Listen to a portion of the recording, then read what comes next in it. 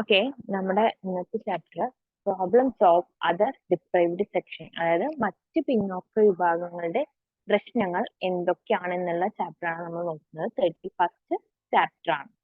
നമ്മൾ scheduled കാസ്റ്റിന്റെയും scheduled ട്രൈബ്സിന്റെ ഒക്കെ problems എന്താണെന്നൊക്കെ ഉള്ളത് നമ്മൾ പഠിച്ചു കഴിഞ്ഞതാണ് അല്ലെ. ഇനി അത് ബാക്ക്വേർഡ് ക്ലാസ്സസ്, അതുപോലെ വുമൺസിന്റെ പ്രോബ്ലംസ് എന്തൊക്കെയാണ്, ചിൽഡ്രൻസിന്റെ പ്രോബ്ലംസ് എന്തൊക്കെയാണ്, ഈ ഒരു 3 കാര്യങ്ങൾ മാത്രമേ ഉള്ളൂ നമ്മൾ ഈ ഒരു ചാപ്റ്ററിൽ ഡിസ്കസ് ചെയ്യുന്നത്. ഓക്കെ, എന്താണ് പ്രോബ്ലം ഓഫ് ചിൽഡ്രൻ? അപ്പൊ എന്തൊക്കെയാണ് കുട്ടികളുടെ പ്രശ്നങ്ങൾ അല്ലെ? കുട്ടികൾ എന്ന് പറയുമ്പോൾ children is the father of മാൻ എന്ന് പറയുന്നുണ്ട്. അതായത് ശിശു മനുഷ്യന്റെ പിതാവാണെന്നാ പറയുന്നത്. കാരണം എന്തായിരിക്കും? നമുക്കറിയാം അല്ലെ, നമ്മളൊക്കെ എന്തെങ്കിലുമൊക്കെ ഒരു ടെൻഷനിലാണ് എന്നുണ്ടെങ്കിൽ പോലും നമ്മളോട് ഒരു കുട്ടി പുഞ്ചിരിച്ചിട്ടുണ്ടെങ്കിൽ നമുക്ക് വളരെ ആ ഒരു സ്ട്രെസ് ഒക്കെ റിലീഫ് ആവുന്ന പോലെ നമുക്ക് ഫീൽ ചെയ്യും അല്ലെ. അപ്പൊ അതുകൊണ്ട് തന്നെ കുട്ടികളെ എന്തായിട്ടാണ് കാണുന്നത്? മനുഷ്യന്റെ പിതാവായിട്ടാണ് കാണുന്നത്. The foundations of life long learning and human development R starting from the childhood itself. ആജീവനാന്ത പഠനത്തിന്റെയും മനുഷ്യ വികസനത്തിന്റെയും അടിത്തറ കുട്ടിക്കാലം മുതൽ തന്നെ ആരംഭിക്കുന്നുണ്ട് അല്ലെ. ഒരു കുട്ടി ജനിക്കുന്നത് മുതൽ എന്ത് ചെയ്യുന്നുണ്ട്? സ്റ്റാർട്ട് ചെയ്യുന്നുണ്ട് നമ്മുടെ ഡെവലപ്മെന്റിൽ. ആ ഒരു മനുഷ്യന്റെ ഡെവലപ്മെന്റ് അവിടെ സ്റ്റാർട്ട് ചെയ്യുന്നുണ്ട്. ഇനി എന്തൊക്കെ പ്രോബ്ലംസ് ആണ് ഈ കുട്ടികൾ അനുഭവിക്കുന്നത് എന്നുള്ള കാര്യങ്ങളാണ് നോക്കുന്നത്. ഒന്നാമതായിട്ട് പറയുന്നത് ഗേൾ ചിൽഡ്രൻ, അതായത് പെൺകുട്ടികൾ അനുഭവിക്കുന്ന പ്രശ്നങ്ങൾ എന്തൊക്കെയാണെന്നുള്ളത്. Girl child suffer even before birth in the form of female foeticid, as some of the families consider them as cursed. Then after their birth, they are not provided with proper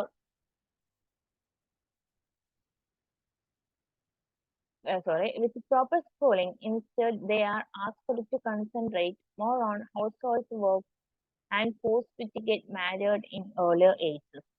Child marriage results in early motherhood, which creates much health problems in them. In each stage of life, they experience physical and verbal abuse and torture. ഒരുപാട് പ്രശ്നങ്ങൾ ഇന്നത്തെ കാലത്ത് പെൺകുട്ടികൾ അനുഭവിക്കുന്നുണ്ട് അല്ലെ.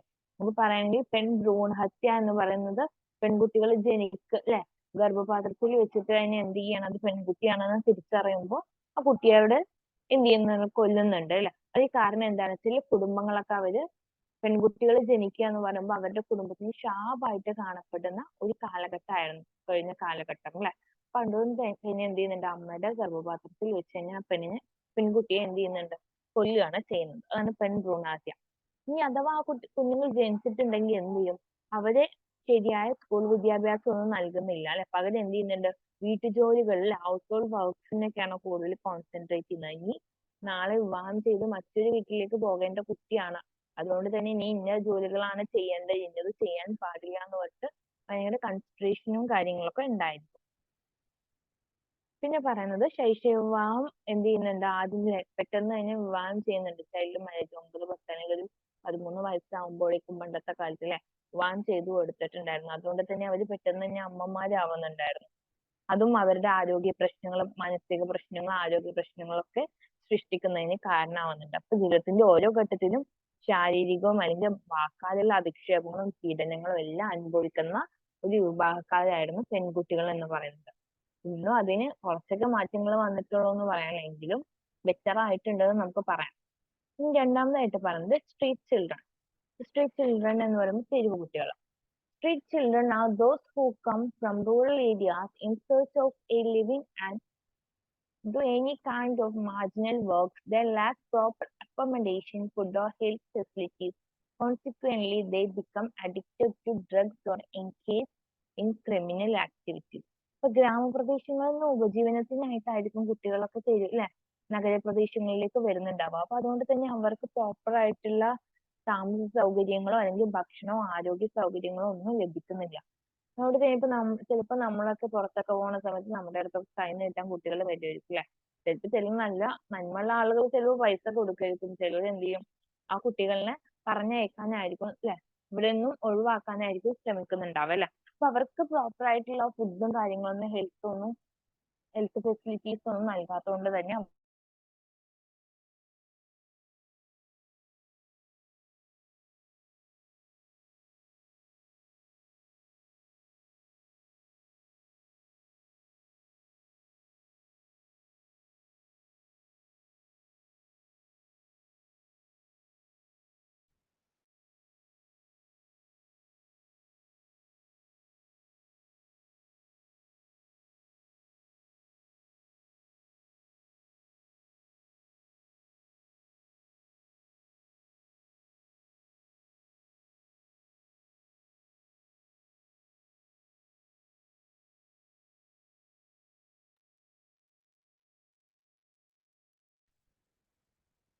അതുകൊണ്ട് തന്നെ അവർക്ക് പലതരത്തിലുള്ള ആരോഗ്യ പ്രശ്നങ്ങളും കാര്യങ്ങളൊക്കെ ഉണ്ടാവാറുണ്ട്. പിന്നീട് അവർ എന്തായിട്ട് മാറുന്നുണ്ട്, അവര് ചിലപ്പോ അവർക്ക് ഭക്ഷണം തരുന്നവര് അങ്ങനെ അല്ലെങ്കിൽ പണം തരുന്ന ആളുകളുടെ കൂടെ എന്ത് ചെയ്യും, ചില ചെറിയ കുട്ടികളല്ലേ അവര് പോകും അല്ലെ. അപ്പൊ എന്ത് ചെയ്യും, അതുപോലുള്ള പല ക്രിമിനൽ പ്രവർത്തനങ്ങളിൽ ഏർപ്പെടാൻ അല്ലെങ്കിൽ മയക്കുമരുന്നിനൊക്കെ അഡിക്റ്റ് ആവാനൊക്കെ ചാൻസ് ഉണ്ട്. അത്തരത്തിലേക്ക് എന്ത് ചെയ്യണം, അവര് മാറുക.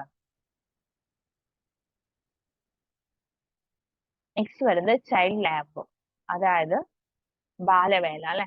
ഇന്ന് ബാലവേലയൊക്കെ നിരോധിച്ചിട്ടുണ്ട്. അതുകൊണ്ട് തന്നെ കുട്ടികളൊക്കെ വിദ്യാഭ്യാസമൊക്കെ നേടുന്നുണ്ട് അല്ലെ.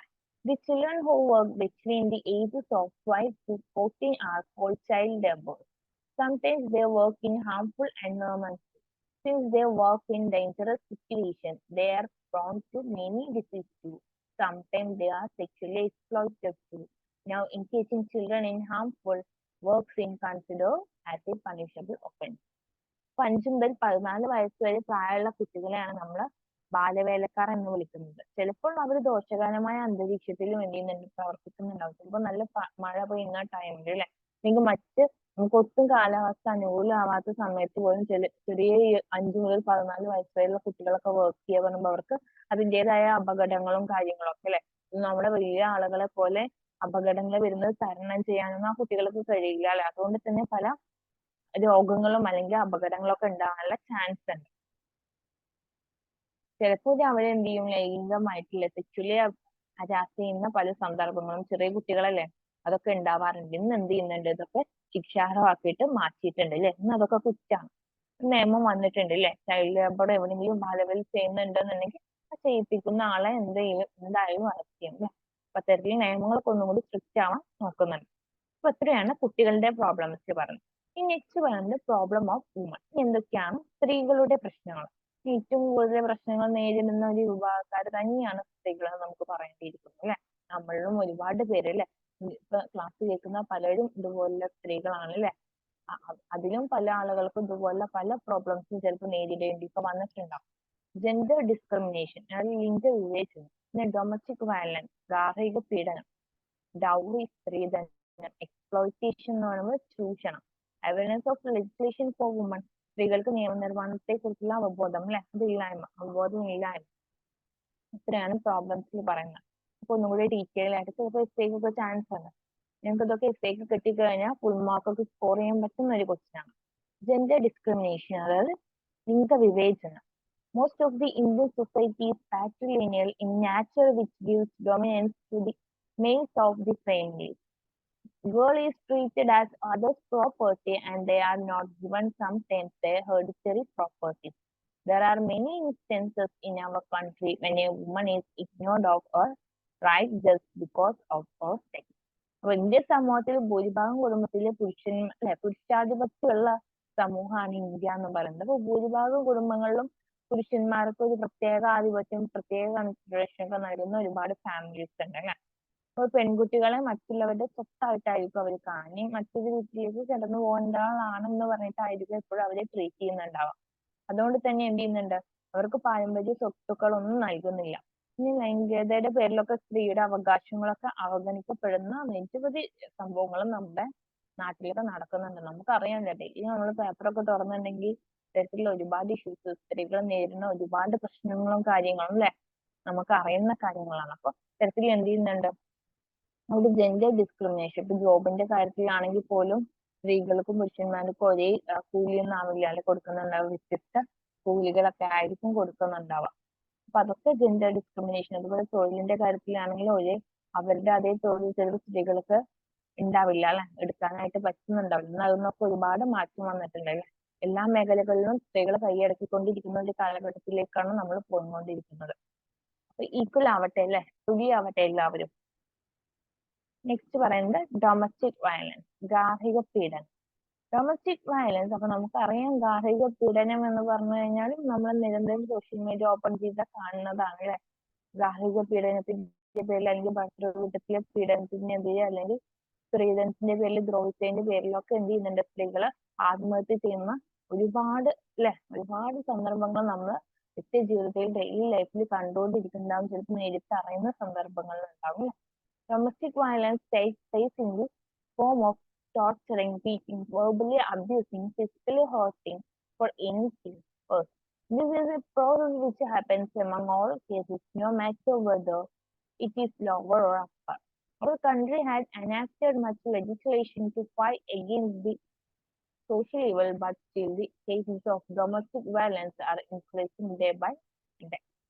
അപ്പൊ എന്തെങ്കിലും കാരണത്തിലാവും വഴി പിടിക്കപ്പെടുന്നത്, അല്ലെങ്കിൽ തല്ലലായിരിക്കും, അല്ലെങ്കിൽ വാക്കാലുള്ള അധിക്ഷേപങ്ങളാവാം, ശാരീരികമായി ഉപദ്രവിക്കലാവും, ഇതെല്ലാം എന്തിൽ പെടുന്നുണ്ട്?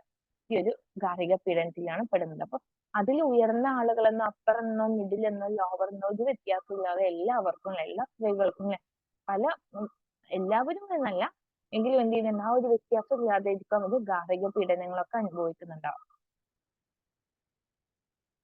ഈ സാമൂഹിക തിന്മയ്ക്കെതിരെ പോരാടുന്നതിന് രാജ്യം ഒരുപാട് നിയമനിർമ്മാണങ്ങളൊക്കെ കൊണ്ടുവന്നിട്ടുണ്ടല്ലോ, ഒരുപാട് നിയമങ്ങളും കാര്യങ്ങളും കൊണ്ടുവന്നിട്ടുണ്ട്. എങ്കിലും എന്ത് ചെയ്യുന്നുണ്ട്, ഇന്നും അതിനൊരു മാറ്റം വന്നിട്ടില്ല അല്ലെ? ആർക്കും നിയമത്തെ പേടിയില്ല എന്ന് വേണമെങ്കിൽ നമുക്ക് പറയാം അല്ലെ?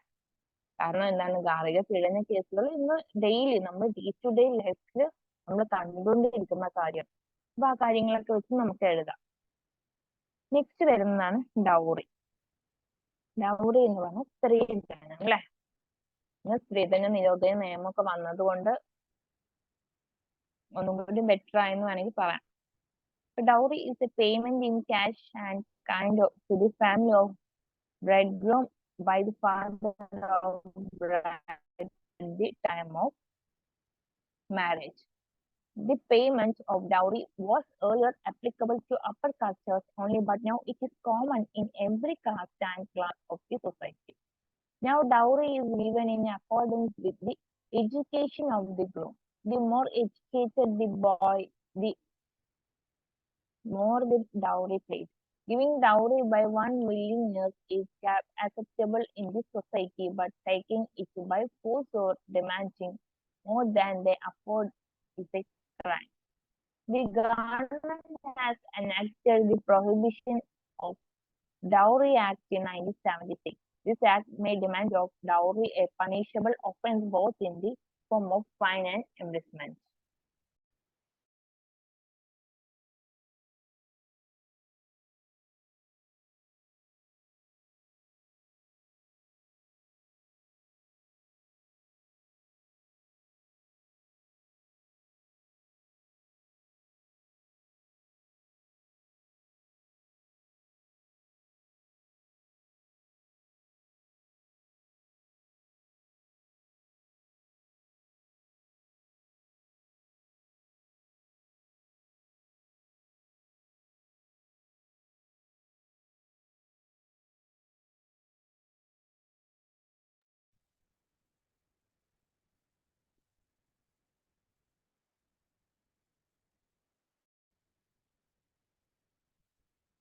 അപ്പൊ ഡൗറിയിൽ ഇവിടെ എന്താ പറയുന്നത്? സ്ത്രീധനം എന്ന് പറയുന്നത് വിവാഹ സമയത്ത് വധുവിന്റെ പിതാവ് വരന്റെ കുടുംബത്തിന് പണമായോ അല്ലെങ്കിൽ വസ്തുക്കളായിട്ടൊക്കെ നൽകുന്നതിനെയാണ് നമ്മൾ പൊതുവെ സ്ത്രീധനം എന്ന് പറയുന്നത് അല്ലെ? സ്ത്രീക്ക് അല്ലെ, സ്ത്രീക്ക് ആ കുട്ടിക്ക് നൽകുന്നതാവും, പക്ഷെ അവരുടെ ഭർത്താവിനോ അല്ലെങ്കിൽ അവരുടെ വീട്ടുകാർക്കോ ആയിരിക്കും അല്ലെ അത് കൊടുക്കുന്നുണ്ടാവുക. അപ്പൊ പണ്ട് കാലത്തൊക്കെ ഉയർന്ന ജാതിക്കാർക്കിടയിൽ മാത്രമായിരുന്നു ഇത്തരത്തിലുള്ള ഒരു ചടങ്ങൊക്കെ ഉണ്ടായിരുന്നത്. എന്നൊന്നും എല്ലാ ജാതിക്കാരും, സാധാരണക്കാരെന്നില്ല, പാവപ്പെട്ടവരെന്നില്ല, സ്വന്തം മകളെ നല്ലൊരു കുടുംബത്തിലേക്ക് വിവാഹം ചെയ്യണം എന്നുണ്ടെങ്കിൽ, വിവാഹം ചെയ്ത് ഏൽപ്പിക്കണം എന്നുണ്ടെങ്കിൽ നല്ലൊരു തുക തന്നെ അല്ലെ സ്ത്രീധനായിട്ട് കൊടുക്കേണ്ട ഒരു അവസ്ഥയിലേക്കൊക്കെ പോയിട്ടുണ്ടായിരുന്നു അല്ലെ? ഇന്ന് എന്ത് ചെയ്യുന്നുണ്ട്, ഒരുപാട് കേസുകളൊക്കെ വന്നപ്പോ ഒന്നും കൂടി നിയമമൊക്കെ ഒന്ന് ബെറ്റർ ആക്കിയിട്ടുണ്ട് അല്ലെ? അതോടെ തന്നെ എന്ത് ചെയ്യുന്നുണ്ട്, ഇന്ന് ഇതുപോലെ സ്ത്രീധനം വാങ്ങുന്നതും നൽകുന്നതും കുറ്റകരമാവുന്നുണ്ട് അല്ലെ? ജോലിക്കാരാണെന്നുണ്ടെങ്കിൽ അവരുടെ ജോലിയിൽ അവരെ സസ്പെൻഡ് ചെയ്യും, അല്ലെങ്കിൽ സ്റ്റുഡൻസ് ആണെന്നുണ്ടെങ്കിൽ അവരുടെ സർട്ടിഫിക്കറ്റിൽ ബാൻ ചെയ്യും. അത്തരത്തിലൊക്കെ സ്ട്രിക്റ്റ് ആയിട്ടുണ്ട് നമ്മുടെ നിയമം. അതുകൊണ്ട് ഇന്ന് സ്ത്രീധനം എന്നുള്ള ഒരു സ്ഥിതിഗതി ഒന്ന് മാറ്റം വന്നിട്ടുണ്ട് നമുക്ക് പറയാം. ഇന്ന് വരന്റെ വിദ്യാഭ്യാസം അനുസരിച്ചാണ് സ്ത്രീധനം നൽകുന്നത്. ആൺകുട്ടികൾ കൂടുതൽ വിദ്യാസമ്പന്നരാണെന്നുണ്ടെങ്കിൽ അവർക്ക് കൂടുതൽ സ്ത്രീധനം കിട്ടും. അപ്പൊ കുട്ടികളോട്, ആൺമക്കളോട് പല മാതാപിതാക്കളും പറയുന്നത്, നീ നന്നായി പഠിച്ചാൽ നിനക്ക് നന്നായിട്ട് സ്ത്രീധനം കിട്ടുന്ന ഒരു പെൺകുട്ടിയെ വിവാഹം ചെയ്ത് കഴിപ്പിക്കാമെന്നായിരിക്കും ചിലപ്പോ അവരോട് പറയുന്നുണ്ടാവുക അല്ലെ? അങ്ങനെ പറയുന്ന ഒരുപാട് പാരന്റ്സ് ഉണ്ടാവാം. സ്ത്രീധനം കൊടുക്കുന്നത് നമ്മുടെ സമൂഹത്തിൽ സ്വീകാര്യമാണെങ്കിൽ ചിലപ്പോൾ ബലം പ്രയോഗിച്ചു അല്ലെങ്കിൽ അവരൊക്കെ താങ്ങാവുന്നതിലധികം ചിലപ്പോൾ ചോദിക്കും അല്ലെ? അങ്ങനത്തെ ഒരുപാട് കേസസ് അറിയാം. അങ്ങനെ എന്ത് ചെയ്യുന്നുണ്ട്, പല പെൺകുട്ടികളും അല്ലെങ്കിൽ ആത്മഹത്യ ചെയ്യുന്ന കുറെ സന്ദർഭങ്ങൾ നമ്മൾ കണ്ടിട്ടുള്ളതാണ്. അപ്പൊ 1976 സർക്കാർ സ്ത്രീധന നിരോധന നിയമം ഒക്കെ കൊണ്ടുവന്നിട്ടുണ്ട്. ഈ നിയമം സ്ത്രീധനം ആവശ്യപ്പെടുന്നത് പിഴയുടെയും തടവിന്റെയും രൂപത്തിൽ ശിക്ഷാർഹമായ കുറ്റമാക്കിയിട്ട് മാറ്റിയിട്ടുണ്ട്. പക്ഷെ അതൊന്നും കൂടി നിലവിൽ വന്നത് ഇന്നത്തെ കാലഘട്ടത്താണെന്ന് നമുക്ക് പറയാം. നെക്സ്റ്റ് പറയുന്നത് എക്സ്പ്ലോയിറ്റേഷൻ, അതായത് ചൂഷണം. Women are subjected to exploitation due to poverty and socio-cultural practice. They are exploited in terms of inheritance, position of poverty, disposable of property, ornaments, and mode of payment. Women of SC, ST, and some other backward castes are the majority of agricultural laborers of unorganized sectors. They are discriminated in the mode of payment. ഇപ്പൊ ചൂഷണം എന്ന് പറയുന്നത് ഇവിടെ ദാരിദ്ര്യവും സാമൂഹ്യ സാംസ്കാരിക ആചാരങ്ങളൊക്കെ കാരണം സ്ത്രീകൾ പല കാര്യങ്ങളിലും എന്ത് ചെയ്യുന്നുണ്ട്, ചൂഷണ വിധേയരാക്കപ്പെടുന്നുണ്ട് അല്ലെ. അനന്തരാവകാശം അല്ലെങ്കിൽ സ്വത്ത് കൈവശം വെക്കല്, സ്വത്ത് വിനിയോഗം, ആഭരണങ്ങൾ, പണം അടയ്ക്കുന്ന രീതികൾ എന്നിവയുടെ അടിസ്ഥാനത്തിൽ അവർ ചൂഷണം ചെയ്യപ്പെടുന്നുണ്ട് അല്ലെ. അവർക്ക് സ്വത്ത് അനന്തരാവകാശം നൽകുന്നില്ല. അതുപോലെ തന്നെ പിതാവിന്റെ സ്വത്തിന്റെ 1/3 മാത്രമായിരിക്കും അവർക്ക് നൽകുന്നുണ്ടാവും അല്ലെ. 50-50 ആയിട്ട് തുല്യമായിട്ടൊന്നും നൽകുന്നില്ല. അതുപോലെ ഒരുപാട് പ്രശ്നങ്ങൾ അല്ലെ, ഒരുപാട് പ്രശ്നങ്ങൾ ഇന്ന് സ്ത്രീകൾ അനുഭവിക്കുന്നുണ്ട്. അതുപോലെ തന്നെയാണ് SC, ST, മറ്റ് പിന്നോക്ക വിഭാഗങ്ങൾ അല്ലെ, അതുപോലുള്ള വിഭാഗക്കാരിലൊക്കെ ഒരുപാട് ജോലി ചെയ്യുന്ന സാധാരണ അസംഘടിത മേഖലകളിലോ അല്ലെങ്കിൽ കാർഷിക തൊഴിലുകളിലോ ഒക്കെ ഏർപ്പെടുന്ന സ്ത്രീകളുണ്ട്. അവർക്കൊന്നും ചിലപ്പോൾ പണം എന്ന് പറയുന്നത് അവരുടെ പേയ്മെന്റ് എന്ന് പറയുന്നത് ഈക്വൽ ആയിട്ട് പുരുഷനും സ്ത്രീക്കും ഈക്വൽ ആയിട്ടാവില്ല നൽകുന്നുണ്ടാവാം. അവിടെയും വിവേചനം വരുന്നുണ്ട്. അതൊക്കെ ചൂഷണത്തിൽ നമുക്ക് പറയാനായിട്ട് പറ്റും. നെക്സ്റ്റ് പറയുന്നത് awareness of legislation for money, അതായത് പണത്തിനുള്ള നിയമനിർമ്മാണത്തെ കുറിച്ചുള്ള അവബോധം. അപ്പൊ അവർക്ക് കിട്ടേണ്ട കുറെ റൈറ്റ്സ്, അവകാശങ്ങളും കാര്യങ്ങളൊക്കെ ഉണ്ട് അല്ലെ. അതൊന്നും എന്ത് ചെയ്യുന്നില്ല, അതിനെ പറ്റിയിട്ടൊന്നും പല ആളുകളും ബോധവാന്മാരില്ല. അതുകൊണ്ട് തന്നെ അവർക്ക് അവരുടെ കറക്റ്റ് ആയിട്ടുള്ള കാര്യങ്ങളൊന്നും ലഭിക്കുന്നില്ല.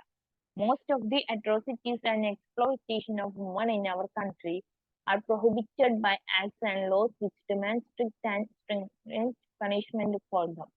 But what happens is most of our women in rural areas and urban areas are not aware of their rights and facilities. Thus, they become victims of all kinds of exploitations and fail to make a complaint on the violence they face to the authorities. നമ്മുടെ രാജ്യത്ത് സ്ത്രീകൾക്ക് നേരെയുള്ള മിക്ക അതിക്രമങ്ങളും ചൂഷണങ്ങളും അവർക്ക് കർശനമായ ശിക്ഷകൾ ആവശ്യപ്പെടുന്ന നിയമങ്ങളൊക്കെ ഉണ്ട് അല്ലെ. അവർക്ക് എന്ത് ചെയ്യുന്നുണ്ട്, കർശനമായ ശിക്ഷകളും നിയമങ്ങളും ഒക്കെ ഉണ്ട്.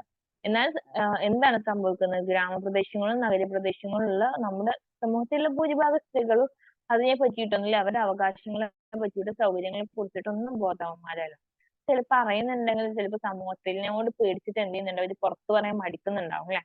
അങ്ങനെ എന്ത് ചെയ്യുന്നുണ്ട്, കുറ്റവാളികളൊക്കെ രക്ഷപ്പെടുന്ന സന്ദർഭങ്ങളുണ്ട്. അപ്പൊ എന്ത് ചെയ്യണം, നമ്മൾ ഇതുപോലുള്ള ഇരകളാക്കപ്പെട്ട ആളുകൾ തുറന്നു പറഞ്ഞാൽ മാത്രമാണ് ഇതുപോലുള്ള ക്രൈംസും കാര്യങ്ങളും കുറ്റകൃത്യങ്ങളൊക്കെ കുറയാനായിട്ട് സാധിക്കുള്ളൂ. അതിന് പെൺകുട്ടികൾ, സ്ത്രീകൾ മുന്നോട്ട് വരുന്നില്ല എന്ന് തന്നെ പറയണം. നെക്സ്റ്റ് പറയുന്നത് problem of other backward classes, അതായത് OBC ലെ മറ്റ് പിന്നോക്ക വിഭാഗങ്ങളുടെ പ്രശ്നങ്ങൾ എന്തൊക്കെയാണെന്നുള്ളത്.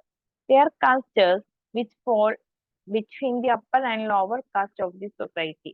Most of them had traditional occupations as per the Mandal Commission. They were commonly called as other backward castes or OBC. 27% of government services are reserved for them. Now they are one of the most powerful sections both in terms of political and social aspects in our society. The number of castes regarded as OBC is increasing as years passes. Last time it was during 1999 that 127 castes were included in the list of OBC. Today we have 3,920 castes in OBC sections. There has been attempts on dividing the OBCs to 3 sections: more backward, and backward. Okay, അപ്പൊ ഇവിടെ problems അല്ലെ, എന്തൊക്കെയാണ് മറ്റു പിന്നോക്ക വിഭാഗങ്ങളുടെ പ്രശ്നങ്ങൾ എന്നുള്ളതിൽ പറയുന്നത്. സമൂഹത്തിൽ ഉയർന്ന ജാതിക്കാർക്കും താഴ്ന്ന ജാതിക്കാർക്കും ഇടയിൽ പെടുന്ന ജാതികൾ ഒരുപാടുണ്ട് അല്ലെ. അവർ തന്നെ ഭൂരിഭാഗവും പരമ്പരാഗത തൊഴിലുകളിൽ ഏർപ്പെടുന്നവരായിരിക്കും. മണ്ഡൽ കമ്മീഷനാണ് ഇത്തരത്തില് പിന്നോക്ക വിഭാഗക്കാർ ആരൊക്കെയാണെന്നൊക്കെ കണ്ടെത്തിയിട്ടുള്ള കമ്മീഷനാണ്. അവർ ഈ ഒരു വിഭാഗക്കാരെ കോമൺ ആയിട്ട് എന്ത് പറയുന്നുണ്ട്, മറ്റു പിന്നോക്ക വിഭാഗക്കാർ അല്ലെങ്കിൽ OBC എന്നാണ് വിളിക്കുന്നത്. 27% എന്ത് ചെയ്യുന്നുണ്ട്, ഗവൺമെന്റ് സർവീസിലൊക്കെ ഒരുപാട് റിസർവേഷൻസും അല്ലെ സർക്കാർ സേവനങ്ങളൊക്കെ ലഭിക്കുന്ന വിഭാഗക്കാരുണ്ട്. അപ്പൊ നമ്മുടെ സമൂഹത്തിൽ രാഷ്ട്രീയവും സാമൂഹികവുമായ വശങ്ങളിൽ ഏറ്റവും ശക്തരായ ഒരു വിഭാഗങ്ങളിൽ ഒന്ന് എന്ന് പറയുന്നതും നമുക്കറിയാം OBC-ക്കാരെ നമുക്ക് പറയാനായിട്ട് സാധിക്കും. കാരണം അവരുടെ അവകാശങ്ങളെ പറ്റിയിട്ടൊക്കെ ബോധവാന്മാരാണ്, അവരത് നേടിയെടുക്കുന്നുണ്ട്. ഇന്ന് OBC ജാതി അല്ലെ, OBC-കളുടെ എണ്ണം എന്ന് പറയുന്നത് കൂടി വന്നുകൊണ്ടിരിക്കുന്നുണ്ട്. 1999 127 ജാതികളാണ് OBC പട്ടികയിൽ ഉൾപ്പെടുത്തിയിട്ടുണ്ടായിരുന്നത്. ഇന്ന് അത് 3920 ജാതികളായിട്ട് ഉയർന്നിട്ടുണ്ട്. OBC-കളെ ഏറ്റവും പിന്നോക്കം അല്ലെങ്കിൽ കൂടുതൽ പിന്നോക്കം എന്നിങ്ങനെ 3 വിഭാഗങ്ങളായിട്ടാണ് നമ്മൾ മാറ്റുന്നത്. ഓക്കെ, ഏറ്റവും പിന്നോക്കം നിൽക്കുന്ന ആളുകൾ ആരൊക്കെയാണ്, കൂടുതൽ ഒന്നും കൂടി അല്ലെ പിന്നോക്കം നിൽക്കുന്ന വിഭാഗക്കാർ എന്നുള്ള രീതിയിലാണ് അവരെ സാമ്പത്തികമായ കാര്യങ്ങളൊക്കെ വെച്ചിട്ട് നമ്മൾ ഡിവൈഡ് ചെയ്യുന്നത്. ഇനി എന്തൊക്കെയാണ് അവരുടെ പ്രോബ്ലം? ലാക്ക് ഓഫ് ഇന്ററാക്ഷൻ, അതായത് ഇടപെടലിന്റെ അഭാവം. ഇതൊക്കെ ഒരു ഇന്ററാക്ഷനിലെ മറ്റുള്ള ആളുകളുമായിട്ടുള്ള ഒരു ഇന്ററാക്ഷന്റെ ഒക്കെ ഒരു കുറവുണ്ട്. പിന്നെ ഡിപ്പെൻഡൻസി ഓഫ് ഹയർ കോസ്റ്റസ്, അതുപോലെ തന്നെ ഉയർന്ന ചെലവുകളൊക്കെ. അവര് പിന്നോക്കം നിൽക്കുന്ന വിഭാഗക്കാർ, അപ്പൊ സാമ്പത്തികമായിട്ട് പിന്നോക്കം നിൽക്കുന്ന ആളുകൾ തന്നെയാണ് അല്ലേ. അതുകൊണ്ട് തന്നെ അവർക്ക് ഇതുപോലെ ഉയർന്ന ചെലവുകളെയൊക്കെ ആശ്രയിക്കുക എന്ന് പറയുന്നത് വളരെ ബുദ്ധിമുട്ടുള്ള കാര്യമായിരുന്നു. Problem of share cropping as most of them are landless. പിന്നെ ഭൂരിഭാഗം പേരും ഭൂരഹിതരായതുകൊണ്ട് തന്നെ ആ ഒരു ഷെയർ ക്രോപ്പിങ്ങിന്റെ ഒക്കെ ആ ഒരു പ്രോബ്ലംസും കാര്യങ്ങളൊക്കെ അല്ലെ. അതുപോലെ തന്നെ ഭൂമിയൊക്കെ ഷെയർ ചെയ്യുന്നതിന്റെ അല്ലെങ്കിൽ കൃഷി ചെയ്യുന്നതിന്റെ ഒക്കെ ഭൂരഹിതരായ ആളുകളായിട്ട് അത്തരത്തിലുള്ള കൃഷി ചെയ്യുന്നതിനൊക്കെ പ്രോബ്ലംസും കാര്യങ്ങളും ഉണ്ട്. പിന്നെ ഇൻഡെബിറ്റൻസ്, അതായത് കടബാധ്യത ഉണ്ടായിരിക്കും അല്ലെ. കാരണം അവര് മറ്റുള്ള ആളുകളുടെ നിന്നൊക്കെ ചിലപ്പോൾ കടം വാങ്ങിയിട്ടായിരിക്കും നിത്യജീവിതത്തിനുള്ള ചെലവ് പോലും അല്ലെങ്കിൽ മറ്റവരുടെ ആവശ്യങ്ങളൊക്കെ നിർവഹിക്കുന്നുണ്ടാവും. അപ്പൊ അവര് കടക്കാരായിട്ട് മാറുന്നുണ്ട്. പിന്നെ ഹെൽത്ത് ആൻഡ് ന്യൂട്രീഷൻ, പോഷകാഹാര സമൃദ്ധമായ ഭക്ഷണമൊന്നും കഴിക്കാൻ പറ്റാത്തത് കൊണ്ട് തന്നെയാണ് അവരെന്ത് ചെയ്യുന്നുണ്ട്, അനാരോഗ്യരായിട്ട് മാറുന്നുണ്ട്. ഇതുപോലെ പോഷകാഹാര കുറവൊക്കെ അവര് അനുഭവിക്കുന്നുണ്ട്. അപ്പൊ ഇത്രയാണ് ബാക്ക്വേർഡ്, അതായത് OBC വിഭാഗത്തിന്റെ പ്രശ്നങ്ങൾ എന്ന് പറയുന്നത്. അപ്പോൾ ക്ലിയർ ആയെന്ന് വിചാരിക്കും. ഇത്രയേ ഉള്ളൂ ഈ ഒരു ചാപ്റ്റർ. എല്ലാവരും നന്നായിട്ട് പഠിക്കുക.